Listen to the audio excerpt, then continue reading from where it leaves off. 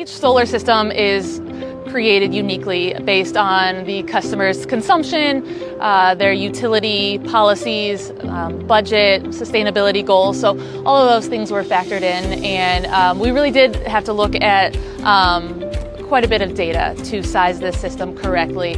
It's a unique situation in that it's a new construction, so we didn't necessarily have baseline consumption data for this building, so we looked at existing buildings and extrapolated out to what we thought it would be for this one. We broke that down into 15-minute interval data across a whole year and compared that to the production of various system sizes to try to find that sweet spot, that system size that achieved economies of scale. It was large enough to have a significant offset, but also didn't overproduce too much. We wanted to avoid the overproduction because all the excess energy that would go out to the grid is worth less than the energy that is self-consumed. So that's why we had to really find that sweet spot.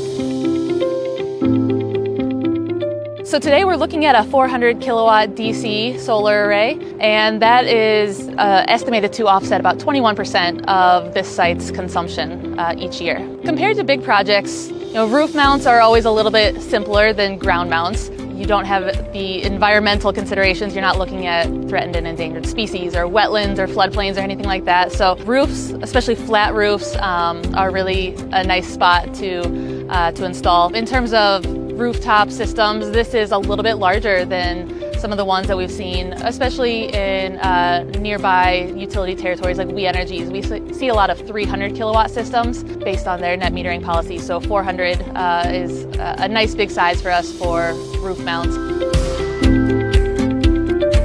We're not known to be the sunniest state, but we do have pretty high utility rates, and so that plays a big part in it because you can factor in the estimated production for a system, and although it's going to be less than the same system size that's placed in Florida, when you look at the offset in terms of utility savings, it's still very significant.